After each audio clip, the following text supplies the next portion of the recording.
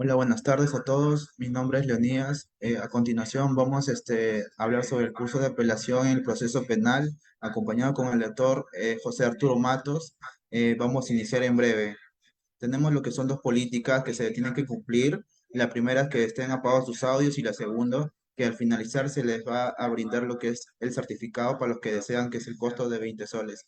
Y se pueden comunicar con el grupo Razón de la Ley en el grupo de proceso, recursos. Muchas gracias. Doctor, ya podría iniciar.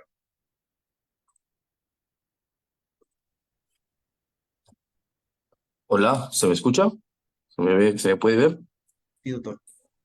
Sí, doctor, buenas Perfecto. tardes.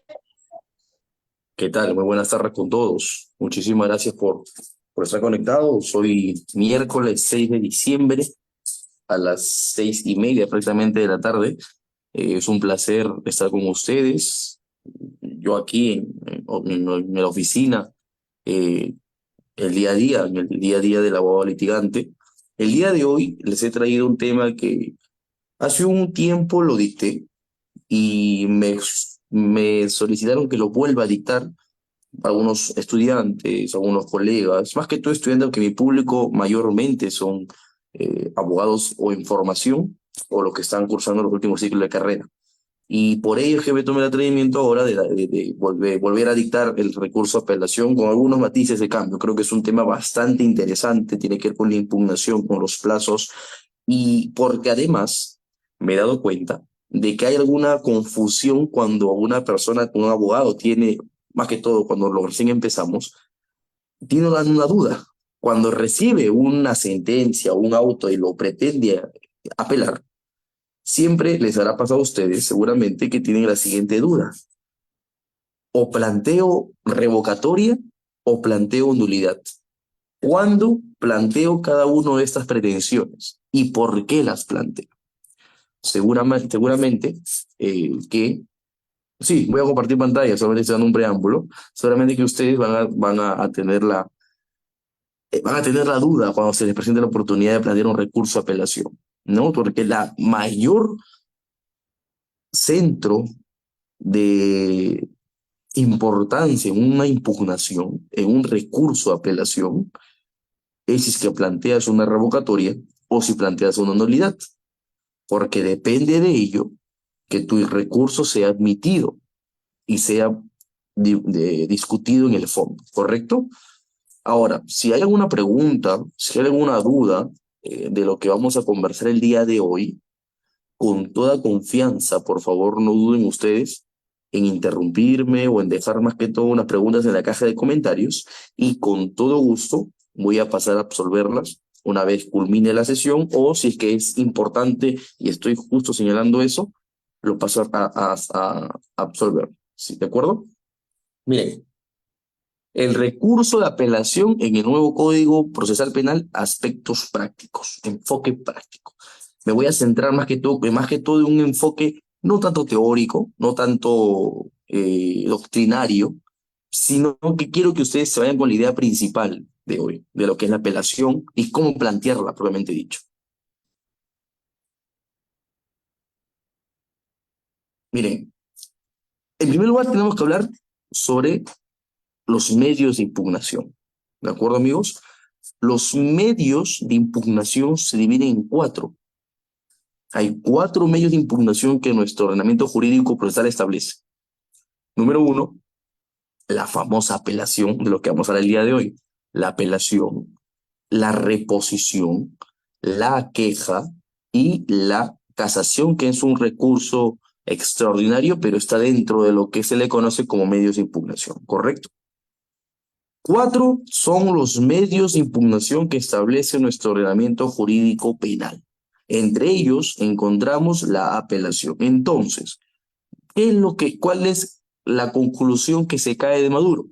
Que el recurso de apelación es parte de un medio de impugnación. Y ustedes me dirán, ¿qué cosa es un medio de impugnación? ¿Cómo lo puedo conceptualizar para entender? Zamudio y Ovalle Favela, que es un importante doctrinario en materia procesal, nos señala que el medio de impugnación, los medios de impugnación, son instrumentos jurídicos consagrados por las leyes procesales. ¿Qué significa esto? Que están dentro del Estatuto Procesal Penal, principio de legalidad procesal, ¿correcto? Son instrumentos jurídicos consagrados por las leyes procesales, y aquí viene lo importante, ojo, para corregir, modificar, renovar o anular los actos y resoluciones judiciales cuando adolece de deficiencias, errores, ilegalidad o injusticia. Ese es un concepto sumamente claro de lo que es un medio de impugnación.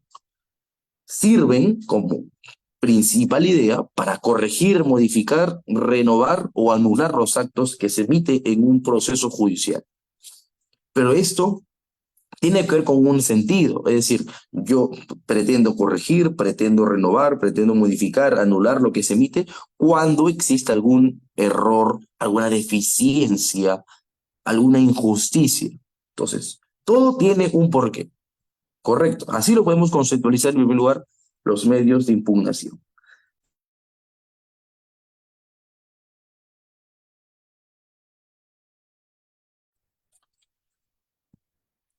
Recibí una llamada. ¿Se me escucha, no? ¿Algún problema?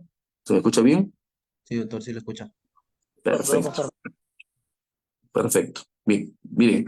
Entonces, como les decía, los medios de impugnación, más allá de ser instrumentos jurídicos procesales que se permiten corregir, modificar, tratar de cambiar alguna decisión judicial injusta para quien lo propone, también se dividen en dos clases. Los medios de impugnación o bien pueden ser recursos o bien pueden ser remedios. Y esto es un tema más que todo un poco teórico para introducir a la discusión que vamos a entrar más adelante. Los medios de impugnación se dividen en dos, recursos y remedios. ¿Correcto, amigos? Los recursos son las famosas apelaciones, la casación, son recursos. Y los remedios, como mayor referente, tenemos a la reposición. ¿Y qué es la reposición? Es un recurso que se plantea de forma inmediata para tratar de cambiar la decisión siempre y cuando no sea algo de fondo propiamente dicho, sino un aspecto más que todo, el juez se confundió en la fecha, el juez se confundió en los datos, el juez se confundió en los plazos, una reposición, donde, por cierto, la reposición no admite apelación, la reposición es un recurso que se plantea y ahí quedó, no hay apelación. Correcto. Entonces, los medios de impugnación son recursos y remedios y tenemos su ejemplificación cuáles son uno de estos. Ahora, así como hemos simplificado, hemos conceptualizado qué cosas son los medios de impugnación, ahora merece saber qué cosas son los recursos, porque recordemos que los recursos están dentro de los medios de impugnación. Los recursos, y como acabamos de señalar, es un medio de impugnación, porque el otro recordamos que es el remedio. Los recursos es un medio de impugnación por el cual la parte que se considera agraviada, ojo, la que se considera agraviada por una resolución judicial injusta o ilegal, la ataca para provocar su eliminación, y ojo, por eso lo señalo, se ataca a una resolución quien se considera agraviada para eliminar su resultado o un nuevo examen de la cuestión resuelta. Y aquí, desde ya, nos está arrojando las dos posibilidades, ¿sí o no? Las dos pretensiones que puede plantearse en un recurso de apelación. Cuando dice que se puede atacar una resolución para su eliminación, ¿qué es? ¿Revocatoria o nulidad? ¿Quién lo dice, estimados amigos? Revocatoria. Revocatorio. Perfecto, revocatoria. Y cuando dice que se busca anular para que se analice la no cuestión, ¿qué es lo que se está buscando? ¿Nulidad o revocatoria? Nulidad. Nulidad, Nulidad. perfecto. Entonces, desde ya, estamos viendo que los recursos sirven para buscar dos objetivos. O eliminamos la decisión y la cambiamos de 360 grados. Si es absolutoria, buscamos condenar, y si es condenatoria, buscamos absolver, o también tiene otro objetivo, que se haga un nuevo examen de la cuestión resuelta. No estoy queriendo cambiar la opinión, sino que se vuelva a analizar y con ese nuevo análisis seguramente obtenga una resolución favorable. ¿Correcto? Para que se entienda. Y esto tiene un fundamento, los recursos tienen un fundamento, una razón de ser. Y la razón de ser, el espíritu de los recursos, no es otra que el reconocimiento de la fabilidad humana. ¿Qué significa esto? Que los jueces no dejan de ser como ustedes y como yo, seres humanos comunes y corrientes mortales, que también podemos equivocarnos, estimados amigos. Y por ello, como los jueces son seres humanos y pueden caer en error, es conveniente que las partes procesales, tanto imputado, investigado, fiscalía, actor civil, tercero civilmente responsable, persona jurídica incorporada, tengan la posibilidad de solicitar en el propio proceso que la resolución dictada sea modificada, bien por el mismo órgano jurisdiccional, el mismo que lo emitió, o por un superior jerárquico. ¿Correcto, amigos? Esa es la finalidad o el fundamento, mejor dicho, de los recursos. Como los jueces pueden caer en error, es conveniente que puedas darle a notar cuál es su error para que ellos mismos lo enmienden o si no, un superior jerárquico. ¿Sí o no, amigos? Perfecto. Hasta ahí, ¿todo claro? Sí, doctor. Bien, continuamos. Los recursos, es más, y los medios impugnatorios, por así decirlo, tienen también un reconocimiento jurisprudencial. Y esto lo encontramos, creo yo, en una de las sentencias más importantes del Tribunal Constitucional, el expediente 1243-2008, proceso de habeas corpus Callao, de Luis Bastidas Villanes, de fecha 1 de septiembre de 2008, que dice: el derecho al acceso a los recursos constituye un elemento conformante del derecho al debido proceso, derivado del principio de pluralidad de instancia, y esto lo encontramos en el artículo 139, inciso 6 de la Constitución Política del Perú. Entonces, desde ya, sabemos que los recursos y la impugnación tienen un reconocimiento constitucional. Y también nos señala esta jurisprudencia que durante el proceso, toda persona, entiéndase toda persona como toda parte procesal o toda parte que se considera afectada, tiene derecho en plena igualdad a las siguientes garantías mínimas. Entre ellas, tenemos el derecho a recurrir el fallo ante el juez o tribunal superior. ¿Correcto? Ese es el reconocimiento jurisprudencial que tenemos, estimados amigos. En la misma resolución, en el mismo caso del Tribunal Constitucional, también nos señalan en el fundamento 3 que palabras más o palabras menos nos señala que el derecho a la pluralidad de instancias, el derecho a interponer un recurso, apelación o el derecho a impugnar propiamente dicho, no se limita o no quiere decir que vamos a recurrir, vamos a apelar todas y cada una de las resoluciones que se nos dé la gana. O sea, si consideramos que una resolución nos juega en contra, la apelamos, porque es injusta y porque está en contra de las garantías constitucionales. No, no es así. No se apela por apelar, no es apelar cualquier cosa. Se apela solamente lo que considera la ley que son agravios, lo que uno, respecto al principio de legalidad, puede fundamentar como mal analizado y que se busque una reestructuración de la fundamentación. Entonces, no es apelar por apelar, sino solamente lo que la norma nos permite apelar en la forma y modo de apelar. Y esto tiene legalidad procesal en nuestro Código Procesal Penal, también llamado Código Adjetivo. Título preliminar, artículo 1. Título preliminar del Código Procesal Penal, numeral 4. Las resoluciones son recurribles, es decir, son apelables en los casos y en el modo previsto por la ley. La ley nos da las luces, el camino, el procedimiento, las formas de cómo interponer un recurso de apelación. Uno no puede interponer una apelación por su simple criterio. No, la ley es la que nos da el camino a seguir, la forma y circunstancia de cómo se interpone ese recurso de apelación. ¿Correcto? Y aquí vamos a ese camino, a esa forma, a esa circunstancia, a esa vía de cómo interponer un recurso de apelación. El título preliminar me dice que las resoluciones se pueden apelar en los casos y en el modo previsto por la ley. ¿Y cuál es ese modo previsto por la ley. Lo encontramos en el artículo 416 del Código Procesal Penal. 416, numeral 1 del Código Procesal Penal, que nos dice lo siguiente.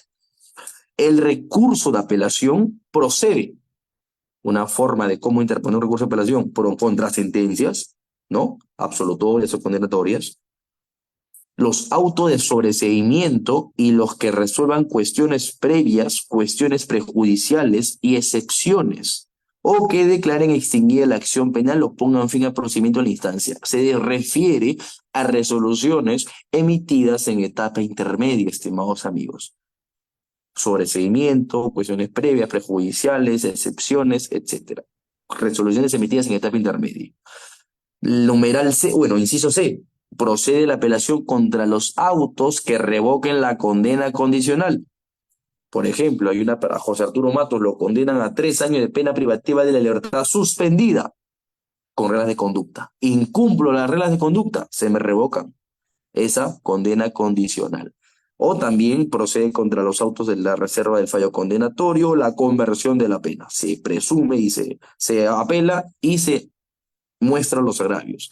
También proceden en el inciso C los autos que se pronuncien sobre la constitución de las partes. Por ejemplo, una empresa o una persona natural o jurídica se considera agraviado y quiere una indemnización en el proceso penal. Me constituyo como actor civil. Ah, pero contra ese auto procede recurso de apelación, dice el Código Procesal Penal. Y también procede sobre la aplicación de medidas coercitivas, prisión preventiva, impedimentos en el país, embargos, incautaciones, etcétera, o de cesación de la prisión preventiva, como ya lo sabemos. Y ustedes, como pueden ver en el inciso C, perdón, en el inciso E, lo he subrayado, porque el recurso de apelación procede contra los autos expresamente declarados apelables o que causen gravamen irreparable. Y aquí está la pregunta, la duda. ¿A qué se refiere con los autos expresamente declarados apelables? Me dice que procede contra sentencias, contra autos de etapa intermedia, contra autos que revoquen la condena condicional, contra autos que se pronuncien sobre constitución de partes, etcétera, etcétera, medidas coercitivas. Pero, ¿qué son autos expresamente declarados apelables? ¿Quién me lo dice? Que son declarados con anterioridad y estos son válidos para su uso posteriormente. Perdón. Son declarados con anterioridad y son válidos para su uso posteriormente. Es decir, cabe la posibilidad de que lo uses posterior ¿Y y la norma lo señala? Correcto. La norma dice cuáles son apelables, entonces. En ese sentido, revisar, pero creo que no sé si son explícitos o no. Correcto. ¿Alguna otra idea? Ya, miren, los he subrayado porque aquí hay un problema de entendimiento y de interpretación. Más que todo es un inciso que te señala con números clausus, o mejor dicho, números apertus, es decir, un catálogo abierto de las resoluciones o decisiones, en este caso los autos, que son apelables. La ley te dice que son apelables. Por ejemplo, mire, ojo, en este inciso C hay dos ideas, que puedes apelar los autos expresamente declarados apelables, es decir, que la ley te debe decir que se interpone recurso de apelación, o contra los autos que causen gravamen irreparable, que este segundo supuesto ya es mucho más de interpretación, ¿sí o no? Es mucho más objetivo, porque para lo que para ti es gravamen irreparable, para mí puede ser no tan grave, mejor entender. Pero vamos con como el primer supuesto. El recurso de apelación procede contra los autos expresamente declarados apelables. Y aquí están, estimados amigos. El colega que participó anteriormente mencionó, son los que te dicen que se pueden apelar, más o menos por ahí decía. Pero sí, la norma te dice, mira, el código te dice que son declarados expresamente apelables. Artículo 37, por ejemplo, la declinatoria de competencia. Recurso de apelación en última instancia.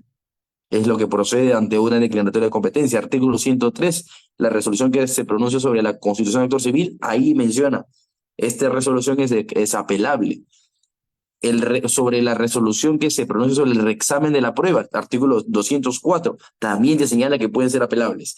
Estos son más o menos unos 12, 10, no les he contado, el código los establece, son los autos expresamente declarados apelables. Es decir, que el mismo artículo te dice que se puede interponer recurso de apelación y eso se interpreta en concordancia con el artículo 416 del Código Procesal Penal, que es este. ¿Correcto, amigo? Entonces, cuando te dicen el cuidado, los micros se están filtrando, ¿alguien quiere hablar? No sé, porque se filtró sonido.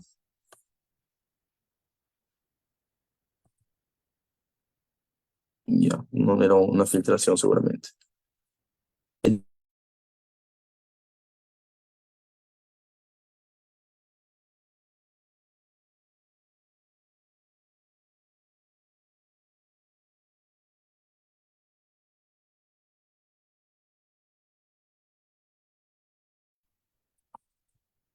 Hola, ¿se me está viendo? Sí, doctor. Sí, Sí, se la ves. Se la ves. Sí, Sí. Correcto, sí. ya, perfecto. Creo que se había ido el sonido, se había apagado el micro y la cámara. Miren, entonces, cuando ustedes leen el artículo 416 de cuáles son las resoluciones que se pueden apelar, se van a encontrar con el inciso C y van a tener esa duda. ¿Cuáles son los autos expresamente declarables? Lo que les acabo de señalar. La norma señala en su propio articulado cuándo procede recurso a apelación. Y ahora ustedes me dirán, Arturo, entonces, ¿cuáles son los autos que causen gravamen irreparable? Ah, ahí no tenemos base legal. Ahí es mera interpretación. Por ejemplo, estamos ante una audiencia de terminación anticipada. Están proponiendo el monto de reparación civil, el monto de la pena, etcétera, etcétera, y lo aceptan. Se hace la sentencia de determinación anticipada en el proceso penal, proceso especial, propiamente dicho. Y por ahí el agraviado dice, oye, pero esto me causa un gravamen irreparable. O por ahí dicen, este monto no me es accesible. O por ahí un tercero interesado dice, ¿por qué no aceptó este monto? No, no es suficiente en el monto de la reparación. Ah, bueno, me causa un gravamen irreparable a mi criterio. Interpongo recurso de apelación. Entonces, va a depender ya del criterio de los juzgados si te lo admite o no te lo admite, ¿sí o no? Entonces, por eso este último supuesto de gravamen irreparable, más que toda la interpretación y cómo lo fundamentes y que pruebes, o al menos objetivamente puedas fundamentar un gravamen irreparable. Más que todo está dirigido al tema económico patrimonial. Por ahí se las dejo. ¿Alguna duda? ¿Alguna pregunta? No. sí, doctor, una Sí, pregunta. sí, a ver. Ya, doctor, por ejemplo, si la sentencia ya está dada, ¿se puede dar lo que es la apelación? Perdón, no te escuché si la sentencia. Ya, o sea, por ejemplo, si la sentencia ya está dada, o sea, ¿se puede dar lo que es la apelación o no? Sí, claro. Artículo 416, numeral 1, inciso A. Mira, el recurso de apelación procede contra las sentencias. Tú me estás hablando de una sentencia, por ejemplo, que plantea una condena o puede ser una absolución. Ahí puedes plantear una sentencia, una apelación, claro que sí. Ahora, estamos viendo cuándo procede la apelación. Ahora vamos a ver en qué plazo, porque no puedes apelar por apelar. No puede ser un criterio simplemente abierto, distorsionando el recurso a apelación. Pues imagínate, si yo tuviera una resolución hoy día y se me da la gana de apelar aquí a 5 meses, pues no habría seguridad jurídica, ¿sí o no? Así no habrían plazos procesales o no habrían términos en la distancia para proteger las causas penales y la persecución penal propiamente dicha. Por una Entonces, consulta. dime. El elemento tiempo entonces es determinante en cuanto a una resolución ya previamente dictada, ¿no? O posterior a ello, existe la posibilidad, después de los plazos que ya se estipularon, poder apelar.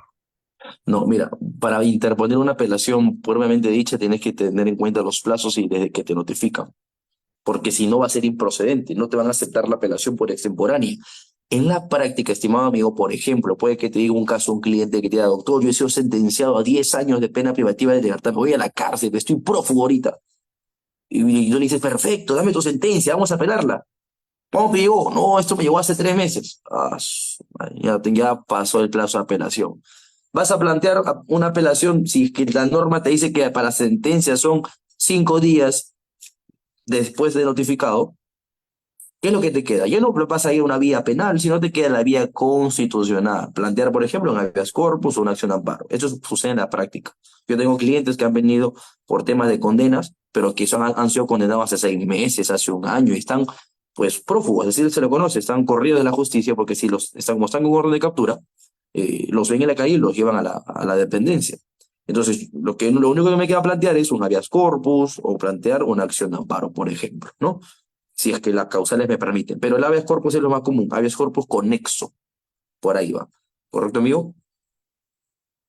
Entonces, Correcto. los plazos. He subrayado el artículo 414, inciso B e inciso C. ¿Por qué lo he subrayado solamente eso? Porque son los únicos incisos que me hablan de la apelación de resoluciones. Los otros me hablan sobre otros recursos, reposición, casación, etcétera, que no nos interesa ahorita. Estamos hablando de la apelación. Para sentencias, ya sean condenatorias o absolutorias, son 5 días de plazo, 5 días hábiles, ojo, no calendario, 5 días hábiles, es decir, de lunes a viernes, y tampoco se cuentan feriados. Correcto, lunes a viernes. Para sentencias condenatorias o sentencias absolutorias, para interponer recurso de apelación, y desde que te notifica. No es desde que te hacen lectura de sentencia, porque a veces te cita. Hoy día estamos 6 de diciembre, hoy se acabó el alegato de clausura. Te citan para el 28 de diciembre, lectura de sentencia. Ahí te dicen, tal persona, José Arturo Mato Moncada, se le impone pena privativa de libertad de 10 años por el delito, no sé, X. ¿Desde ahí cuentan los 5 días? No, cuentan los 5 días desde que te notifican. Y después vamos a pasar a hablar ahorita desde cuándo contar el plazo de notificación de 5 días. ¿Ah? Ahí les voy a enseñar unos truquitos.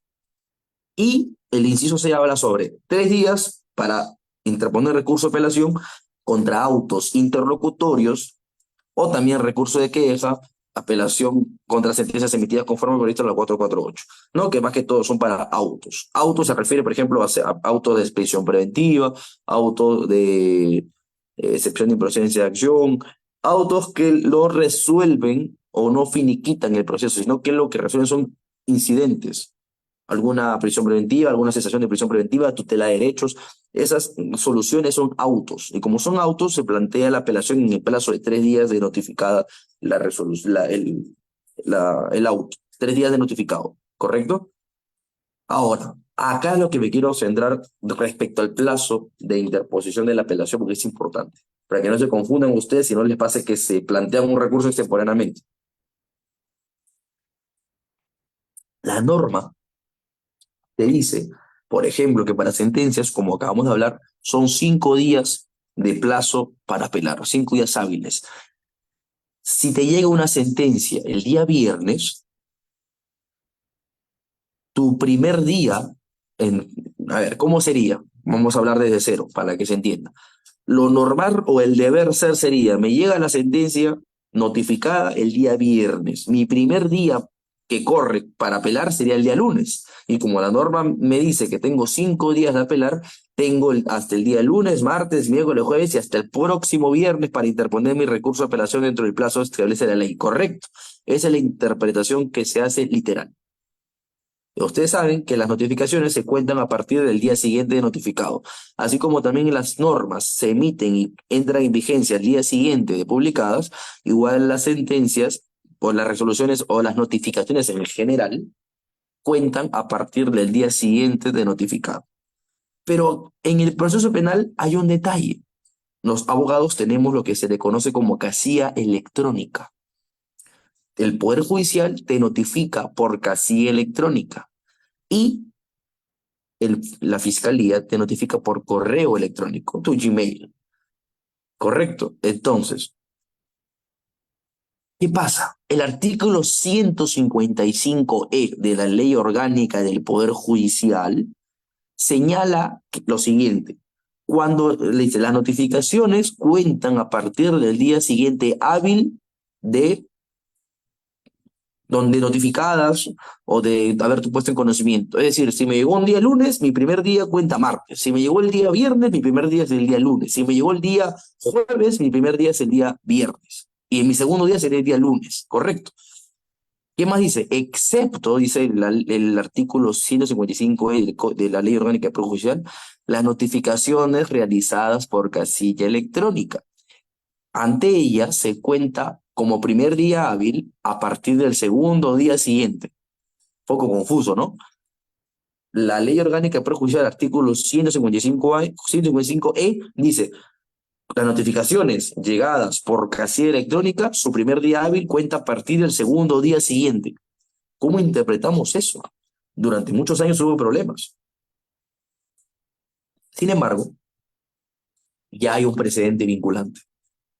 Expediente 3324-2021, proceso de corpus de Tumbes, en el caso Imer Israel Villena Uceda. El Tribunal Constitucional ha señalado lo siguiente: la interpretación más favorable para los procesados es aquella que dispone que la notificación de la sentencia o autos que produzcan efectos severos en la libertad, ya sea prisión preventiva, sentencia, etcétera, deben realizarse a través de cédula, conforme a lo previsto en el artículo 155E de la Ley Orgánica de Producción.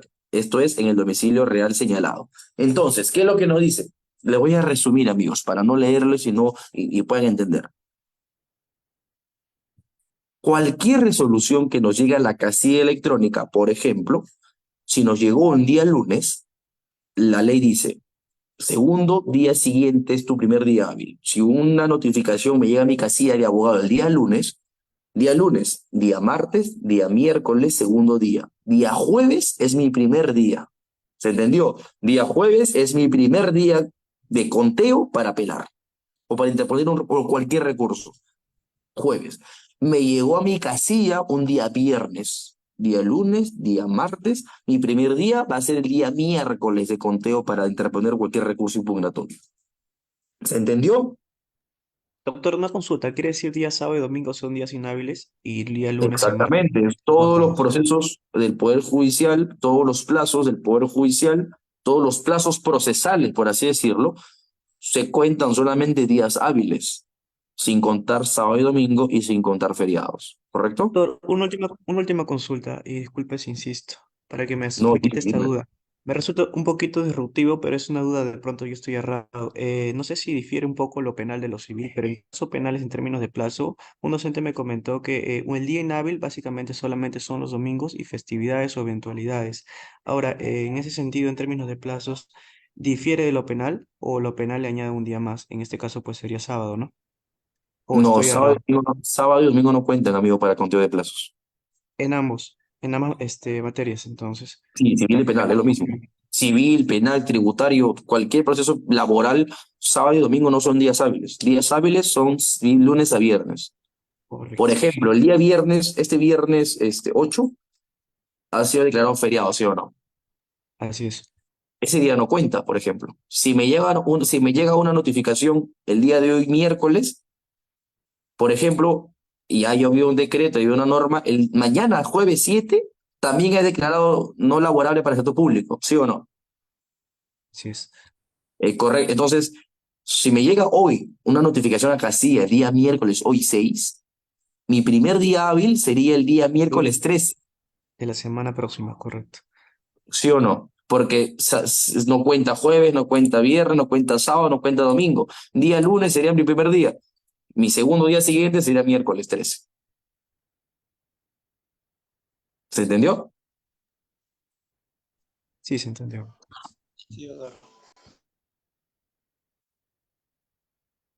Aquí voy a tu respuesta, Juan Carlos.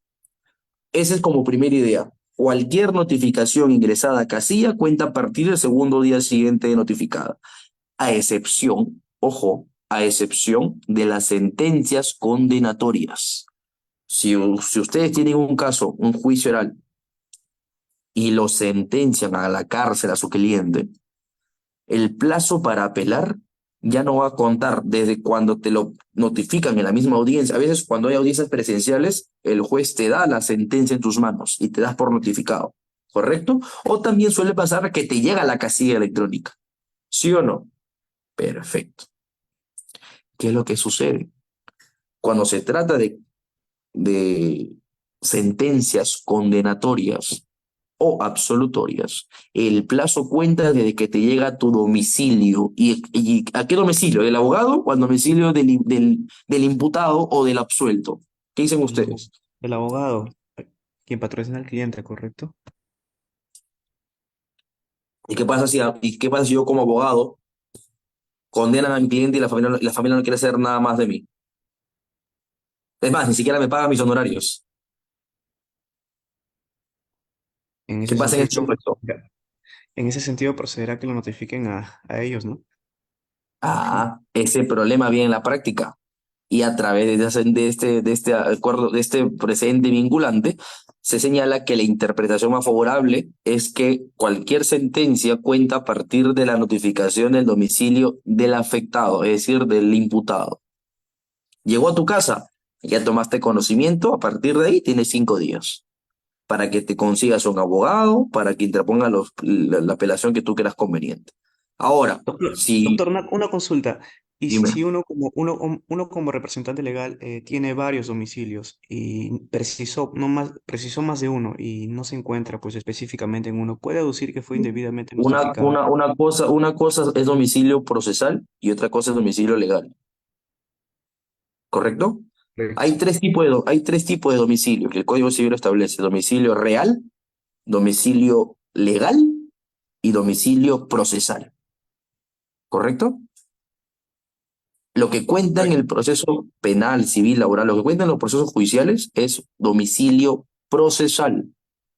No importa si tú vives en Iquitos, Tarapoto, Cusco. Si tú me pones domicilio procesal en Lima, va a contar ese. Si es que obviamente tienes un proceso en Lima. Pero cuando llevas procesos en diferentes cortes, por ejemplo, si estás en Tarapoto, te van a pedir, por favor, señalar un domicilio procesal en el distrito judicial de su caso. Vas a tener que pedirte prestado algún domicilio en Tarapoto, por ejemplo, si tienes un proceso en Tarapoto.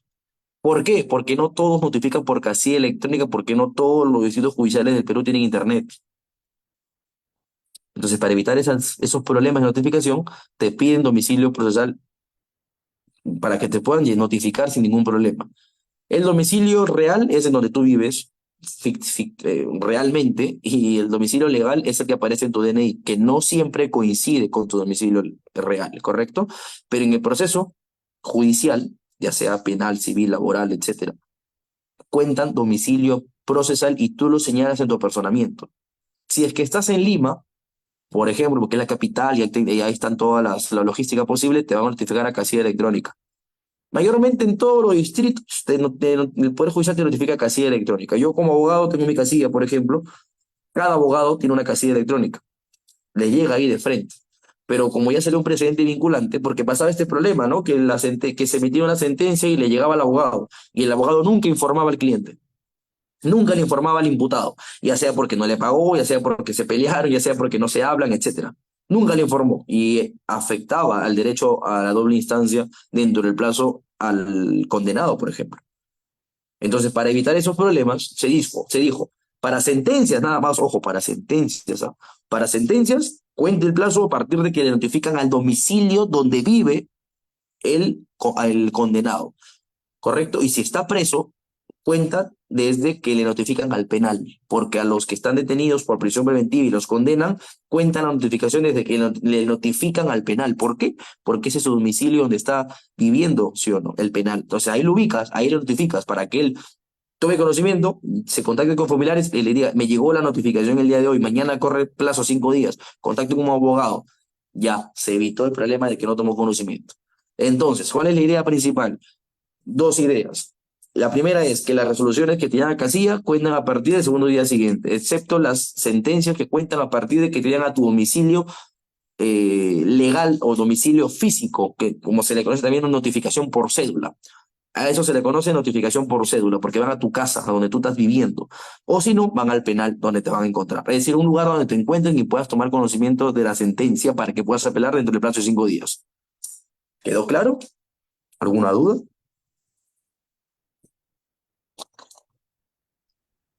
Claro, doctor, en ese sentido muy, muy claro. Perfecto. Vamos avanzando. Ahora, entramos a la tercera y última parte de la exposición, estimados amigos. nos encontramos con una sentencia o un auto. ¿Cuándo plantear pretensión revocatoria? Es decir, recibimos una sentencia condenatoria. Quiero que lo absuelvan, eso es una pretensión revocatoria. O si soy fiscalía y al imputado lo han absuelto, yo como fiscalía busco que le acusen. Eso es una pretensión revocatoria. O por una pretensión nulificante, es decir, tengo mi sentencia o auto que han condenado a mi cliente, pero no quiero que lo absuelvan, quiero que se haga un nuevo juicio, quiero que se haga una nueva valoración de la prueba. Eso es una pretensión nulificante, busco la nulidad, ¿correcto? En un recurso de apelación, ya sea de sentencia o de auto, puedes plantear dos pretensiones, una revocatoria o una nulificante, ¿correcto, amigos? Y ustedes me dirán, ¿cuál es la diferencia entre pretensión revocatoria o pretensión nulificante? ¿Cuándo planteo una o cuándo planteo la otra? Aquí les explico, estimados amigos. Las pretensiones en la apelación de autos o de sentencias se van a disgregar en dos, ¿no? Como hemos señalado, revocatoria y en nulidad. La revocatoria procede ante errores de hecho y errores de derecho. Nada más, errores. ¿Cuándo planteo una revocatoria? Si es que veo que existen errores de hecho o errores de derecho. ¿Y cuándo planteo una pretensión de nulidad o nulificante? Cuando existen vicios. Y ustedes me dirán, Arturo, ¿cómo se come eso? Tradúcemelo. ¿Qué es un error de hecho? ¿Qué es un error de derecho? Por ejemplo, tienes una sentencia y ves que el juez ha dicho, se le condena a José Arturo Matos por ser el autor del delito de homicidio de tal persona, dado que sucedió en su oficina tal día, tal hora. Y tú dices, oye, pero ese día yo no estuve ahí. Y le he demostrado que ese día yo estuve de viaje. No me encontraba en el país. Error de hecho, ha valorado más los hechos. Planteo mi recurso de apelación solicitando la revocatoria, ojo, la revocatoria, porque ha valorado mal los hechos. Ahora, ¿qué es lo que pasa? El juez también valora mal, ¿qué cosa? Los medios probatorios. Dice, condeno a José Arturo Mato Moncada al delito, no sé, de estafa, porque a través de su accionar ha realizado ha mantenido en error a las víctimas, le ha desprendido patrimonialmente de dinero y ha obtenido un provecho ilícito. Y eso se prueba con la declaración de tal y tal y tal, con el contrato tal y tal y tal. Y tú dices, pero con el contrato lo que prueba es un incumplimiento contractual, no una estafa. El juez ha valorado mal los medios probatorios. Eso se configura dentro del error de hecho. Y el error de hecho pretende, ¿qué cosa? Revocatoria. Ahora ustedes también reciben una sentencia de apelación, reciben una sentencia de auto y dicen, el juez ha aplicado mal la norma. Afectación al principio de legalidad procesal, por ejemplo. Un día me llegó un caso que se incorpora a la prisión, solicitan que se incorpore la persona jurídica al proceso penal, ¿ya? Y no había formalización de investigación preparatoria. Y la norma te dice, artículo 90, puedes incorporar a la persona jurídica, 90-91, si es que no me equivoco, dentro de la etapa de investigación preparatoria formalizada. Afectación al principio de legalidad procesal. Has aplicado mal la norma. Error de derecho. Tienes que revocar la decisión. ¿Correcto? Ahí se plantea. Y ustedes miran, Arturo, ¿y cuándo es un vicio? Ah, tienes una sentencia, tienes una apelación, un auto, donde el juez ha valorado prueba, por ejemplo, ilegal. Ha convalidado un allanamiento sin una orden judicial. Ha convalidado un allanamiento, por ejemplo, sin existir flagrancia. Por ejemplo, ha valorado una intervención de comunicaciones sin previamente tener el permiso del Poder Judicial. Ha incautado un bien de manera incorrecta. Eso afecta garantías, eso afecta derechos fundamentales. Y como afecta derechos fundamentales y como afecta garantías, eso se llama un vicio. Porque está viciada, está distorsionada la decisión y merece una nulidad. Tienes que volver a valorar. Valóralo de nuevo, evalúalo de nuevo. Está mal lo que has hecho. Porque en los errores se puede puedes corregir eso. ¿Has interpretado mal la norma? Bueno, lo interpreto bien. ¿Has interpretado mal los hechos? Bueno, lo interpreto bien. ¿Has interpretado mal los medios probatorios? Bueno, lo interpreto bien. Pero ¿qué haces cuando se vulneran derechos fundamentales? Ya no puedes volver a corregirte, porque es un vicio, y los vicios merecen que el acto sea nulo. Por ejemplo, has declarado culpable a un incapaz. Eso es nulo, porque el incapaz tiene que seguir un proceso especial de medida de seguridad, ¿sí o no? ¿Mereces un internamiento o mereces un tratamiento? Has declarado culpable a un incapaz. Hay un vicio, afecta la garantía constitucional del debido proceso, porque tiene que ir en un proceso especial. Está viciado ese proceso, declara nulo y tienes que llevar un proceso especial. ¿Se me entiende? Y ahora, ¿cómo lo resumo? Los errores en la sentencia o en el acto afectan a la justificación. Está mal justificado, está mal motivado. Por el contrario, los vicios afectan a la validez, porque afectan derechos fundamentales, porque afectan garantías y más que todo está relacionado a las nulidades, porque más se relaciona a las causales que estipula el Código Procesal Penal en el artículo 150. Si ustedes revisan su Código Procesal Penal, artículos 150 y 151 van a encontrar las nulidades y causales específicas. El vicio se rige más que todo por la última causal del artículo 150, que es afectación a las garantías y derechos fundamentales, ¿correcto? El vicio afecta a la validez, por lo tanto, como no vale, tienes que volver a hacerlo. Y los errores afectan a la justificación. Por lo tanto, como está mal justificado, corrígete, puedes subsanar. Recuerden, tienen error de hecho o de derecho, revocatoria. Tienen vicio, nulidad. No se les vaya a ocurrir plantear vicio y pretender revocatoria. Lo primero que va a pasar es que el juzgado se va a reír de ustedes y se va a decir, este abogado no sabe. Y número dos, no pueden plantear tampoco errores pidiendo nulidad. Por ejemplo, ustedes habrán visto resoluciones donde dicen, solicito que se revoque la decisión, la sentencia, porque la sentencia emitida afecta la debida motivación de resoluciones judiciales. O no.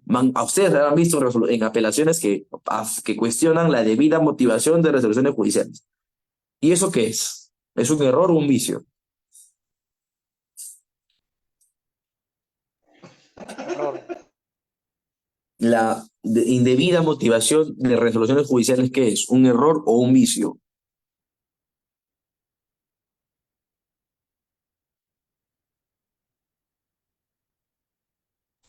Un error. Un error. Pero la debida motivación de resoluciones judiciales que afecta a la garantía constitucional de ¿qué cosa?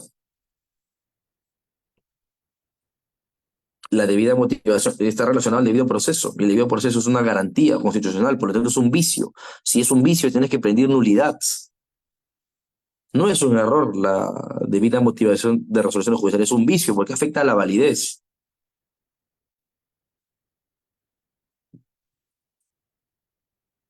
Tomás dice, podríamos diferenciar los vicios acordándonos de los drogadictos con interdicción. Todo lo que hagan no es legal, pues no están en sus cabales y su voluntad. Sí, si quieres relacionarlo algo más metodológico, es correcto, es correcto. Los vicios no tienen validez, no vale la decisión porque está viciada, afecta el fondo. Has analizado algo inválido. Por ejemplo, ¿qué pasa si es que yo, mayor de edad, yo ya tengo 27 años, aunque no parezca, tengo relaciones sexuales con una menor de 13 años, 12 años? ¿Eso vale? ¿Es válido? ¿Es justificable? ¿Sí o no? No, sí o no, Sí. perfecto. No es justificable. Y como no es justificable, afecta la validez. Y como es inválido, es un vicio. Y como es un vicio, no es nulo esa relación sexual y por lo tanto estoy cometiendo un delito. De igual manera, no me puedo casar tampoco con un incapaz, no me puedo casar con una menor de edad porque ese acto jurídico de matrimonio es viciado, es inválido. Por ejemplo, ¿qué pasa si es que yo, voy a poner ejemplos algo raros para que se entienda? ¿Qué pasa si es que yo eh, compro una casa, perdón, vendo mi carro? ¿Qué pasa si yo el carro que utilizo lo vendo, pero ese carro no está a mi nombre, está a nombre de un familiar mío? Si mi carro, bueno, no es mi carro, ¿no? Si yo vendo el carro de un familiar a un tercero, ¿ese auto es nulo o no es justificable? Esa venta es nula. ¿Y qué pasa si es que, si es que mi familiar dice, ok, convalida ese acto, dame esa plata? En ese sentido tendré que ejercer su derecho, ¿no? Al Está reclamo. bien, correcto, Siempre pero es, a lo que voy es que es negociable, es justificable, es modificable, ¿sí o no? Es correcto, conversar, es una figura a través del cual se puede llegar a una solución salomónica, ¿sí o no? exacto. Posterior a ya de la venta. Claro que sí. Exactamente, por lo tanto, en el vicio yo no voy a justificar pretender casarme con una menor de edad en la vida, pues. Yo no voy a, no, no se puede, porque eso está en contra de la ley, y como está en contra de la ley, afecta la validez, como ustedes pueden ver ahí en la diapositiva. Lo otro afecta la justificación, y la justificación sí puede ser modificada, sí puede ser subsanada, ¿correcto? Entonces, a lo Correcto. que voy, no se les vaya a ocurrir plantear vicios y pedir revocatoria, y tampoco se les vaya a ocurrir plantear errores y plantear nulidad, porque de plano va a ser declarada improcedente, porque no han planteado muy bien su pretensión impugnatoria, ¿correcto? Doctor, le puedo pedir un favor. ¿Podría repetir, a grosso modo, si no es inconveniente, solamente error de hecho y error de derecho para que me quede claro? Si no es inconveniente, por favor. Sí, claro que sí, no hay problema. Error de hecho, como su propio nombre lo dice, has analizado mal el hecho materia de imputación. Te dice, Pepito de los Palotes mató a tal persona tal día y a tal hora. Y tú, como abogado defensor, has mostrado certificados, cámara de video, has mostrado el Medios registro de probatorios, migraciones. correcto. ¿Perdón? Medios probatorios que constan que no es el caso, es decir, no sucedió de la manera que aduce. Exactamente, has analizado mal los hechos, así no eran. Por lo tanto, merece que te corrijas, es una revocatoria. Correcto. Error de derecho, has aplicado mala norma, has interpretado mala norma. ¿Esto constituye prevaricato o solamente son No, no, no, no. sentencias Prevaricato es, no, administrativas? no, solamente es un error de hecho nada más. Prevaricato es ir en contra de la norma. Error de derecho es aplicar, interpretar mala norma, que es distinto. Correcto. Correcto. Son cuestiones de interpretación. Correcto, quedó Y claro. los vicios, para hacerla más fácil, los vicios afectan garantías o derechos constitucionales, ¿correcto? Correcto. Los errores afectan a la justificación y el vicio afecta a la validez. Hasta ahí, ¿todo claro? Todo claro, doctor. Claro. Perfecto, amigos. Y con esto cerramos.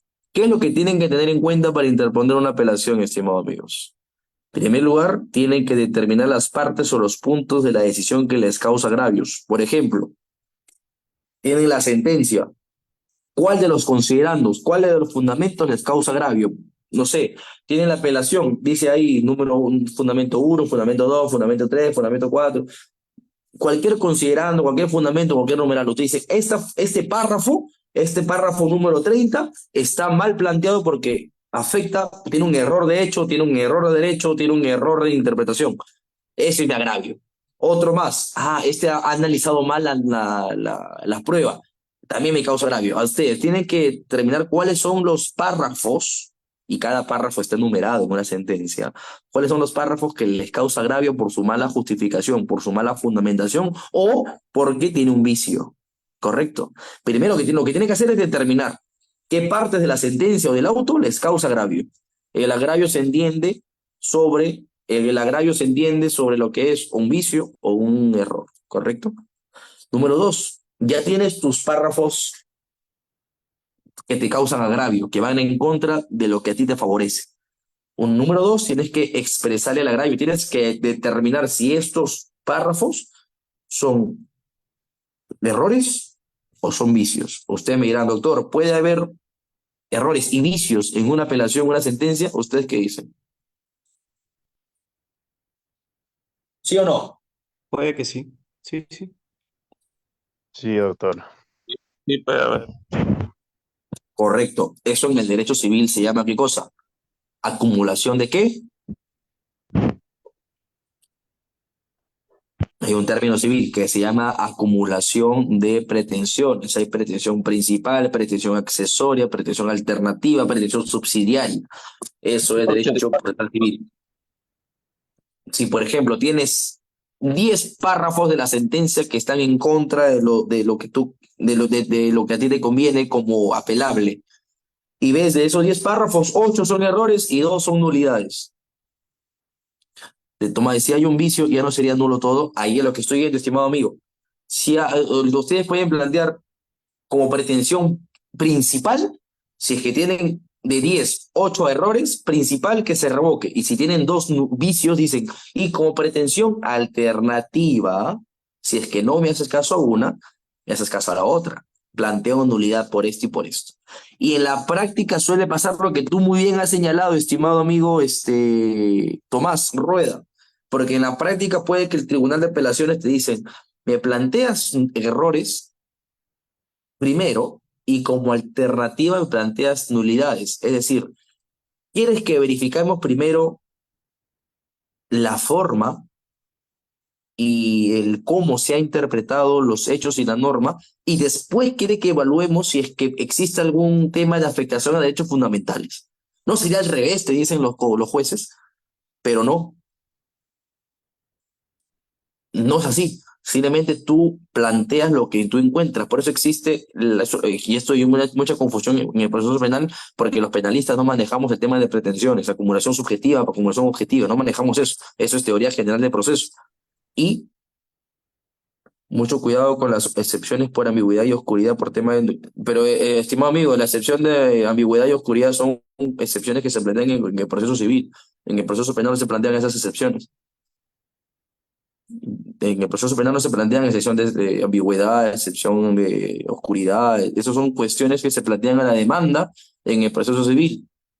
Estamos hablando en el proceso penal y en etapa de impugnación, que es distinto. ¿Correcto? Estamos en el proceso penal, que es distinto.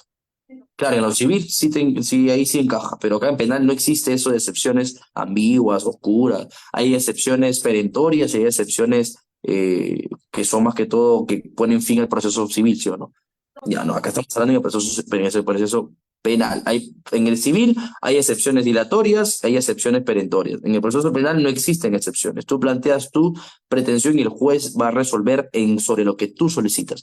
Porque si no solicitas nulidad, el juez no se pronuncia. Pronuncia solamente, si tú pides agravio por un párrafo, por eso nada más se va a pronunciar el juez. Mucho cuidado. Y como siempre digo yo, más vale exceso que defecto. ¿Correcto?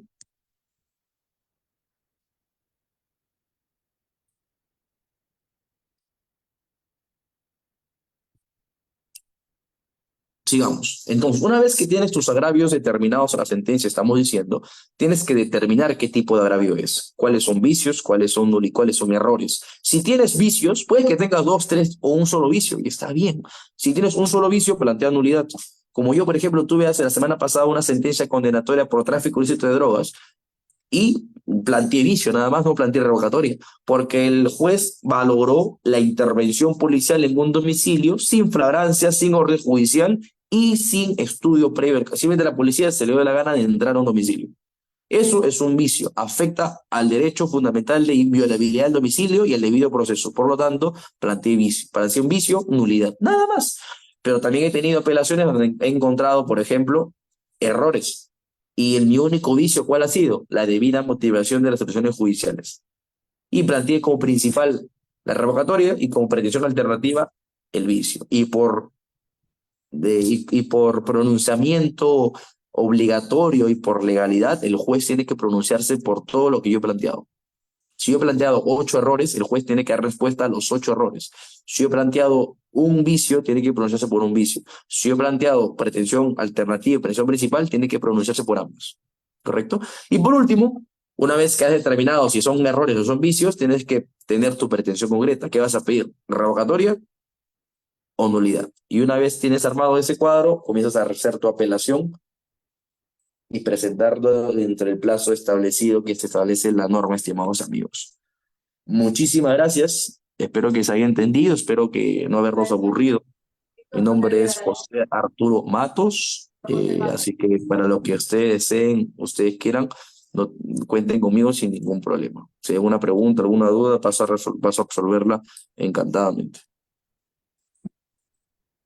Hola doctor, buenas noches. Ante todo, muchas gracias por la ponencia y recuerden a todos que tenemos cursos todos los días desde las 6 de la tarde. Y por otro lado, también los que desean los certificados se pueden comunicar en razón de la ley al interno y solicitar, que está a 20 soles. Muchas gracias.